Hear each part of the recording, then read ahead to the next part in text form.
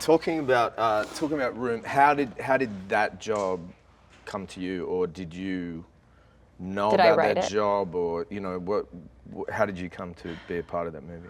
Well, there was a couple steps to it. So the book was sent to me maybe a year before I got the script by my manager, just as a good read, and was kind of told with the pretense that you can't option it, it's already been optioned, and someone famous will probably play this character, so don't envision yourself in it at all. So I didn't.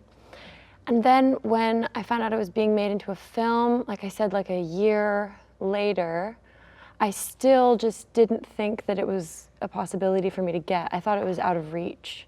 And then when I read the script and it was incredible, I knew I definitely wasn't gonna get it. So then what happened in order for you to do it? Well, I had a meeting with the director, Lenny Abrahamson, and it was supposed to just be like a 30-minute sort of shake our hands, say hello coffee, turned into a 4-hour long thing where we both really had the same idea and vision for the movie. And then he had like 3 girls come in and audition, which I was very excited about, because then I felt like I might actually have a shot, because I certainly wasn't gonna get it because I had like fame or international appeal or anything like that. It was just only gonna come from if I did a really good job at the audition. And I guess I did.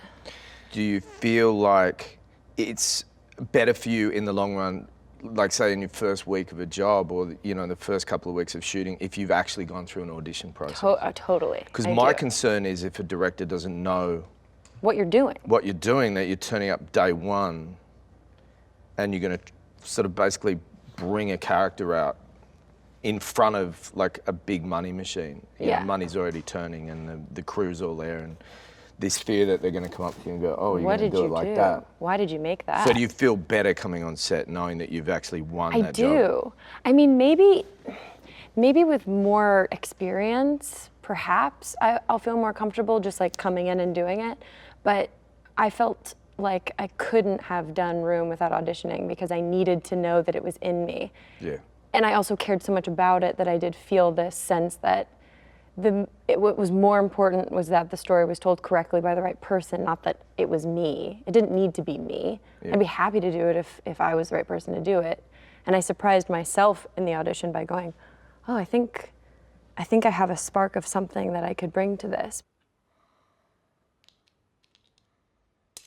I just want him to connect with something.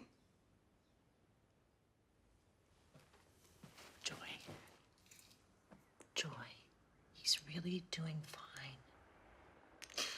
I don't know what's wrong with me. I'm supposed to be happy. You just need to rest, okay? No, I don't. I don't need to rest. That's what the doctor That is not what the doctor said. You don't know what he said because it was a confidential conversation and you don't know what he said. All right. I feel like you're impossible to talk to right now. Oh, sorry. Well, no, you're not sorry. Yeah, I'm not sorry. This actually brings me to my question to you, which is, because I was working with pretty much nothing from the book. I had no reference points. I had to completely create someone from the ground up. You had much more factual information available to you. Did that make it easier to do, or is that harder? I think playing John Connolly in Black Mass was one of the first times that I played a real character who was still alive and very much part of recent history. From memory, I'm probably going to completely be lying in a second, but someone that we had access to, someone that... Yeah, was he available to you to speak with? Well, not so much access like personal. I could go visit him. He's in federal prison. Yeah, you could get phone calls. Well, the real problem with that was that the book that the journalists had written, the actual book, Black Mass, that the film is based on, is the account of a period of 2 decades, I guess. And John Connolly's recollection of those events is very different from the events that the movie depicts. So if I went to visit him in prison, I'd be saying to him, look, I'm here to research you, but everything you say is false, I'm saying is true. Interesting. Or I'm part of a group of people who are making a story that's saying that you're a criminal, and he would say, well, no, I was sanctioned to do those things. So there's a bit of a problem, I think, with going to research somebody under that sort of deceptive pretense. Or if I was open about it, then I'm going to visit a guy in orange overalls and say, hey, let me milk everything I can from you, and you stay here in prison, and I'm going to go and, you know, Go on my movie set. go on my movie set, yeah. So, but I had access to him, footage of him on daytime interviews, where he was very vocal and vigilant about his position in the FBI and his right to do the things that he did. I had footage of him in court, and I had access to other FBI agents that knew him. But I mean, I guess what was interesting is the more information you have at your fingertips, there's sort of a pros and cons list. Like, there's benefits to it for sure, because you have information that allows you to kind of sharpen the end of the spear, I guess, get closer to the point of what you're trying to achieve.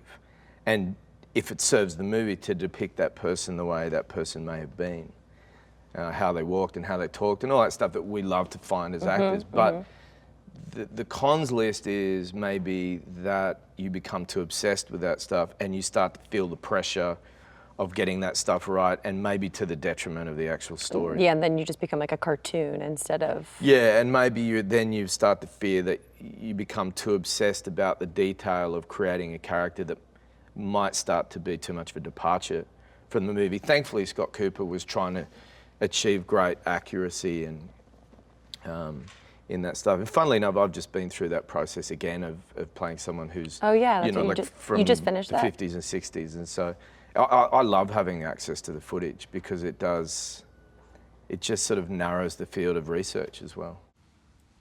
You're dressing differently. You're walking differently. You're getting manicures.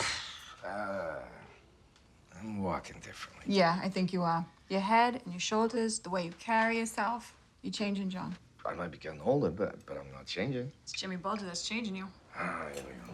Ever since you locked arms with that guy, you've changed. I can see it like the nose on my face. He's bad news, It's John. not bad news. He is an informant. It's my job. You know this. I've told you this. I've known him since forever. And you certainly hold your boyhood heroes in high regard. Jimmy this, Jimmy that. He was very good to me when I was little, Marion. That's all you need to know. How was he good to you, John? Did he take you trick-or-treating? I know. It's kid stuff. To you, maybe. Yeah, I'm gonna go for a drive. Like it or not, Marianne, you married a street kid, and the streets taught me that you give and you get loyalty from your friends. And loyalty means a lot to me. How did you get involved in Black Mass? What was that process like? Black Mass was one of those sort of, I guess, a real gift that came to me. Scott Cooper and I had a conversation in the past just generally about working together, and I'd seen Out of the Furnace and Crazy Heart. And what I admired about Scott was his ability to get actors who we already know are good and sort of show a different dimension to those people, or at least elicit really great performances out of people. And so out of the blue, I guess, Black Mass came about. I had been involved potentially in the movie before when it was first being talked about. Anyway, when Scott came on board to direct the movie, I was sort of worried that it, you know, because, you know, it's like movies sometimes are a game of musical chairs, and the game's just so and arranged just so, and then something falls apart. And then it comes together later on, and you worry that you won't be part of that game anymore. Yeah. But thankfully I was, and it was a great opportunity. You know, it was very attractive to me because it felt like a more complicated character than the usual, and it was very deceptive in that sense as well, because you know, we're trying to create a character who wasn't necessarily a bad person, but also wasn't necessarily a good person. And that, to me, is sort of terrain that I really like and am very interested in general, because I believe that's where most people operate in life. There's certain levels of consciousness that as we get older, we're allowed to see more of the world. We start off with this small view, with very few, like, if you ever hear a parent talk to their kid and they're constantly like, why are we doing this? Why do you do this? Yeah. And a lot I of was the time it's lied like, to there's all so the many, time. exactly, there's just too much to try and explain. Don't If pee in someone the say garden. like, well, what's democracy? You're just like, you know what? It's just a thing that people do, and it just goes this way. You put it down into like the simplest terms. But it's too complicated. It's just way too complicated for a kid to understand. And I think, especially with Room in particular, I think it's also just too painful for Ma to come to terms and tell the truth. I think the truth is too painful to say when he starts asking questions. Where are we? What is this place? On that subject, because I'm fascinated, but I've worked with children before on a number of occasions, and it's two things. Part of it is the old W.C. Fields kind of adage of, never work with children or animals because it can be difficult and impossible. But the other side of it can be really fantastic. And I've found on a couple of occasions that I've walked off set thinking or feeling like I've just learned something really incredible from a child. And I joke, like I literally was just schooled by that kid, like In Room. within the scene. Yeah. Because a child is so close to and still living within that imagination. Oh, I you mean guess. someone a kid that you've acted with? You feel like like a child that I've interesting. acted with, that I felt like I've been schooled and re-educated about a level of commitment to imagination. What was that experience like for you, and what did you find was the most kind of enlightening thing for you, perhaps, or the most challenging thing working with him? He was extraordinary. He's extraordinary. I joke that I learned way more from him than he did from me. I don't think that he gained anything from working with me at all. I don't think so. But I know that I supported him and I loved him and I made sure that he felt safe and comfortable at all times, and that's an invaluable gift that I was able to give him during shooting of that movie. But he is exactly like what you're saying, so completely committed to imagination and the sense of play. And Room became this awesome place that we got to play in every day. And there's a frequency of adult drama that happens. I think we become kind of like babies as we get older, where it's just like, oh, I'm tired, and why is that person fussing with that? I'm trying to get into my scene and my character, and I feel like no one's paying attention, and is this gonna work? And we're running out of time, and my hair doesn't match from yesterday, and no one's listening. There's just the kind of aches and pains of making a movie that we just all kind of get into because we get so into the detail of making a movie. And Jacob does not see any of it. So the entire thing is just fun and silliness, and none of that stuff, that adult frequency, doesn't matter. It's like time doesn't exist, continuity doesn't exist. It's just pure. It's just coming from this pure place. He doesn't even fully have a conscious reaction of like how the movie is assembled and how it will be received and which film festival will it go to and what does this mean. He doesn't know. When it came to working with Jacob, Tremblay is his name, right? Did you feel like there was, like a responsibility at all, to go beyond just sort of performing with him? Did you feel like you were in some way, and not to take anything away from the director of the movie, but do you feel like you were sort of also helping to kind of direct that He was situation totally, and those scenarios with him? Yes. That was one of the first conversations that we had, as I said, because I had just done a film called Short Term 12, like a year before I met with Lenny. And so I had just worked with kids. I played a woman who runs a foster care facility. And so I'd worked with kids, and I knew what worked and what didn't. And I knew that I was a huge part of helping them to feel safe and suspend the disbelief so that they felt the freedom to perform in what is a really odd situation. You're trying to act like there's not all this stuff around you. And it takes someone who's being present and sort of with you. And it's much easier to get the note when it's the person that you just are right there with. And so part of it was for practical reasons, that Room really was 11 by 15. Yeah. And we never took the walls off because we wanted Jacob to feel, and we wanted to really feel that space. I did too. So because of that, we'd have a couple of camera people working the camera and sound. We'd have our director, Lenny Abrahamson, in there. And we couldn't constantly have people coming in and saying, hey, and make sure you fix the hair, and make sure, and you're shadowing him, Brie. About if someone tried to come in that door, they would knock me over. There wasn't enough space. Yeah, right. So instead, it just became, and if anybody had notes, it would all go to Lenny, and then Lenny would come to me with a couple of sparse things that he felt Jacob needed, and I would be the one to just sit there and sort of give him the notes in the delicate way that we could do a really long sort of continuous multiple takes.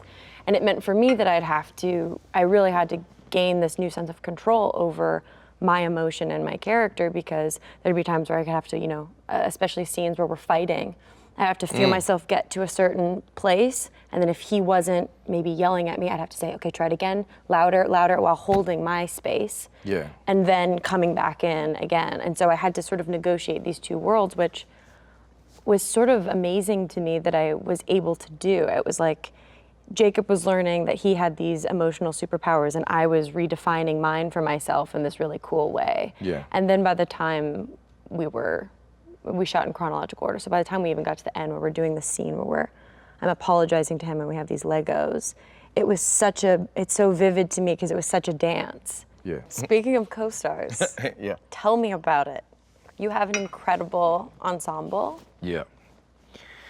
I don't even know where to begin. So you just say what are memorable moments and what that was like for you, because you've got so many different characters and different things to play off of. Yeah, I remember when Scott Cooper Warner Brothers first rolled out the poster for Black Mass, and they rightfully just listed a ton of names on top of each other, because Scott Cooper had assembled a pretty amazing kind of list of actors.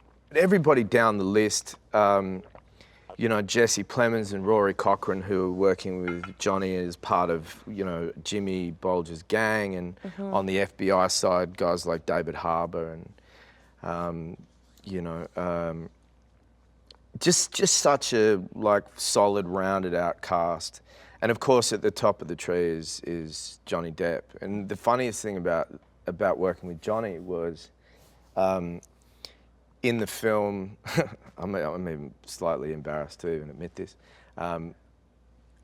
is in the film my character's supposed to have a little bit of kind of a pedestal relationship with Jimmy Bolger, and that I believe, in my own sense of the events of what happened with the Winter Hill Gang and their relationship with the FBI, that John Connolly, having been sort of looking up to Jimmy Bolger as a child, and a true story of him having been rescued from a bully situation by Jimmy when he was younger. And just the general milieu that he had and kind of, sheen that he had in the neighborhood meant that most of the young guys like John, when they were growing up, looked up to Jimmy, basically. And that relationship didn't seem to change when he became an adult male, and even though he thought he was in an equal partnership of bringing Jimmy Bolger into an informant with the FBI, I think there was this kind of mild worship going on. And I don't know how you feel about this, and maybe this is a question I can ask you in a second, but for me, I lived in Dural growing up. I had these mild aspirations I definitely had a fascination with movies, but when that fascination turned into a kind of an ambition, or at least a questioning of could I possibly do that, be a part of that world? Of course, the guys I was looking at were Leonardo DiCaprio and Johnny Depp and other people who are not so much, not necessarily not with us, but those guys have maintained a kind of a movie star level status from those days when I was in my teens. Having looked at a lot of the stuff that you've been up to, it seems to me that I don't know if this is true or not, if this is just by chance, that you're drawn to work that I would say has a fair amount of nutritional value to it, as in stories that aren't just frivolous stories. They're things that have some kind of commentary to them, or some kind of takeaway for an audience. And Room is definitely that. It's a fascinating subject. And I'm interested to know from you what makes you interested in those projects, because as much as that project is going to probably be seen by a lot of people, there's also a chance those small movies just end up going nowhere. Yeah. But what's your commitment to those things? And out of that movie in particular, what is it that you discovered or learnt about yourself, or about just sort of you know, things in general. It's interesting. I mean, if you're going to do an independent film and there is a higher chance that it's going to go nowhere, the only thing that you're left with is a process. So what that process is, because this is my life, this is my time here on this earth, and I'm just too curious of a person to waste any of it. And I've been acting since I was 7, and it hasn't been easy for me. Maybe in the last year or two, it's gotten easier. But for the most part, I've really had to claw and really work hard and find my spot here.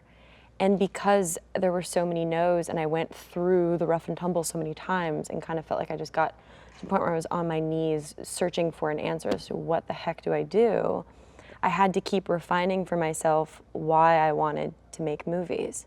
Because if you don't have those difficult moments, I think it works and you're just like, oh, it's just fun to do. But because it wasn't easy for me, I had to go, well, there must be something beyond me that this is, because I'm actually horrified by the sight of my face. I'm not interested in it one bit. I've never seen a photograph of myself that I feel like is a representation of me. I will be taking photos for the rest of my life and I'll never find a photo that's me. My name isn't me. There's very few traits about myself that are me. So if it's not about me, then what is it? And I found that there's this painting that I saw in Paris, and it's this gorgeous painting of this, it's really big, it's about as maybe twice the size of human size. This beautiful woman in a toga, and she's holding up a mirror, and it's reflective and showing outside, and it's called The Truth. And it's moved me so much because I realized that that's what I'm looking for, is the movie theater becomes, I think, an opportunity for initiation. It's very spiritual to me, and it's a chance for us to connect with another human being. Then it doesn't matter if you go to the movie theater with your significant other or 20 of your friends, or if you know every person in the movie theater. That movie starts and you're completely alone, and you're alone connecting with another person, and that person can be another gender, it can be another race, it can be a completely other shape and size, dealing with something that's completely different from your life. And I think that when it's done right, it puts you back in connection with the world again. And so I can't be everywhere at once. I can't stand on a mountaintop and talk about how wonderful and important it is to feel oneness, but I can make a movie that plays in 20 theaters in one day. And that's a message that can sort of echo out beyond me. What did you discover while making this movie? You know, as much as I was really enthusiastic to make Black Mass, there's always something about each movie that feels like it's a challenge or is terrifying. It was weird because the biggest terrifying thing going into it really was the accent, the Boston accent, because there seems to be so much pressure just generally around that particular accent. I don't know. I tried to take the pressure off by thinking I wasn't trying to find a Boston accent in general, but I was trying to just sound like this guy John, who I had the recordings of, John Connolly. But I think I discovered, and at least reminded myself of how far you can push things. I always sort of try and dance close to, there's certain moments where you go very big on screen. And I'm always terrified of that, of being too subtle or being too big or and I think it just was a really interesting reminder doing that movie to just sort of stay in that experience. There's a lot of watching of monitors, and you're on a movie set, obviously, there's monitors there, and sometimes you can go and watch those things back. I prefer nowadays, and I used to do it a little bit in the past, is go back and watch takes back if there were certain, opportunities to. And now I think I just do it if it's absolutely necessary, because I'm terrified of watching, the vain experience of watching yourself back, and then the next time you're going to shoot the scene or shoot the take, is you're carrying this partial memory. Oh, you can visually see what your face is doing and how it looks it becomes like. It's awful. it becomes like vanity starts to filter in, and I I think sometimes certain jobs require a certain amount of vanity, depending what kind of movie it is. But I think some movies, it's sort of imperative that you throw vanity away. And watching a monitor can really mess things up. But the terrifying thing is Well, making room, looking at the monitor didn't give me any sense of vanity. Thanks for watching Actors on Actors. Click to the left to watch our conversation with Kate Winslet and Saoirse Ronan. Click to the right to watch our full conversation with Paul Dano and Joseph Gordon-Levitt. And don't forget to subscribe to Variety's channel.